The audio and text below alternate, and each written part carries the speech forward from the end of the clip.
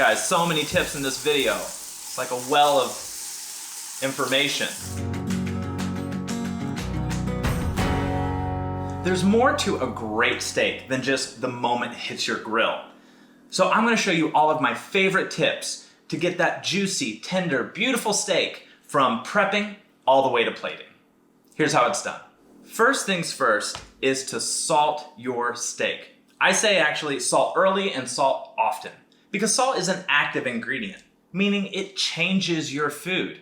So if you have time, I would say salt your steak anywhere from an hour up to overnight to get the best tasting steak.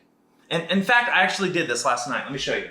So here I have a steak that I salted last night, and man, you can see the difference. This steak right here, it's darker, it's a little bit more tacky than this steak. It's really bright and it's kind of a little bit more moisture on the outside. So what's happened is that the salt that I put on this steak drew out the moisture in the steak. But then the water in there kind of mixed with the salt and it drew it back into the steak so that my steak is now seasoned all the way through. The other thing that it does is actually dries out the exterior because I didn't cover this when I put it in the fridge. So the drier the steak is, the easier it's going to be to get those beautiful char marks on your steak because you don't have all that water that's competing with the grill. The next thing I want to talk about is using a probe thermometer. You know, there are a lot of tips about cooking a steak and making sure it's done. You know, hold your finger here and here. You kind of press on the steak when it's cooking. People like hit their chin and their cheek, all this kind of stuff. The fact is, all of those are guesses. I would rather know and be sure that my steak is cooked exactly the way I like it, right? I've spent a lot of money on these steaks. I don't want to be leaving the most important part to guesswork. So I'm going to use a probe thermometer, and there are a couple of tips for this. First, the probe itself, you're going to read the temperature at the very tip of the probe. So I want to make sure it's at the center of my steak. To do that, I'm going to first find the center, like pick this side, and then put the probe right here and hold my fingers right at the edge of the steak.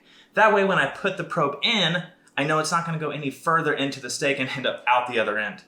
Then I want to make sure, because you know this is a really big steak, that I've got the center here, so I'll just find the center of the steak, and then I'm going to press it in, just where my fingers are, and make sure that, and there it is, right at the center of my steak. So I know that the thermometer probe is reading exactly where it should.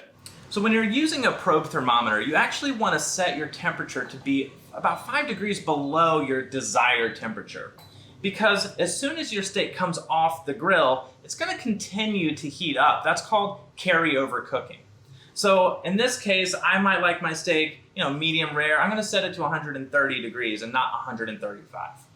This will make sure that the steak is exactly the way I want it once I cut into that steak. All right, so my grill is hot, and you really want to make sure that whatever you're cooking on, a grill, a stovetop, outside, inside, that you have a really nice hot grill for your steak to hit. So that way you have these beautiful grill marks, that char on the outside, and the steak itself can be nice and juicy and tender on the inside. This steak that I didn't salt ahead of time, I'm gonna finally salt it right now. For a steak this size, you actually want to be fairly generous with the amount of salt that you put on there. I'd say like a half teaspoon is a good amount for each steak, and make sure to do every single side.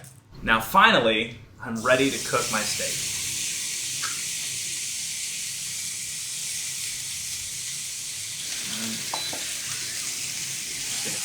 Now I don't want to press down on this steak so that I'm squeezing out all of the moisture in that steak. I'm just going to let the grill touch the top and then kind of lock this plate in place.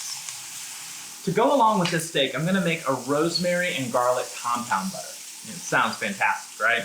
A compound butter is basically butter with another thing. In this case, rosemary and garlic. But if you have thyme or sage or one of your favorite rubs, those are all great options. Because butter is a great carrier of flavor. So all of that rosemary and the garlic is going to be spread out onto the steak, and maybe some asparagus that I cook with it later. And it's so good. I'm going to serve this steak with grilled asparagus. And asparagus, if you don't know, has this kind of woody end on here that it never really gets tender as you cook it. So you can kind of just break them off and find out where the woody end is, but you don't have to do it all individually. Usually what I'll do is I'll find one or two, and then I'll let that be the judge for the rest of them. So then I can kind of line it up here, keep that rubber band on there, and all of my asparagus ends are all intact. So, our steaks are ready. Come on, they look amazing. No matter how good your steak looks coming right off of that grill, I can't stress this enough. You have to wait before you cut into it. At least 5 minutes. Because what's gonna happen is during that 5 minutes, the juices in the steak, they're all really tense right now, and those juices are gonna redistribute throughout the steak. So if I cut into it immediately out of the grill, all of that work that I put into salting it ahead of time, putting it on the grill, not pressing down, making sure it's nice and hot, all of that goes to waste because all of those juices are just gonna flood onto the board and I'm gonna be left with a dry steak. So be patient. So now I'm just gonna add this asparagus. I wanna make sure it's in a nice even single layer. Add a little bit more salt. Cook it. All right, so my asparagus is grilling, my steaks are resting. I'm gonna take some of this compound butter. While they're resting, just let them bathe in some rosemary garlic compound butter. Guys, these are gonna be so good. These look fantastic.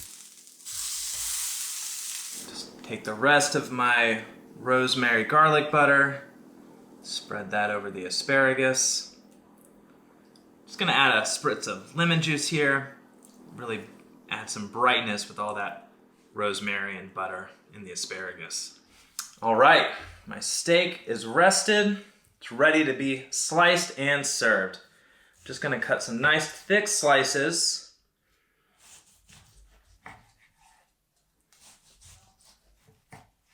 And there you have it. Grilled steaks and asparagus with the rosemary garlic compound butter. It is so good. You're gonna love it.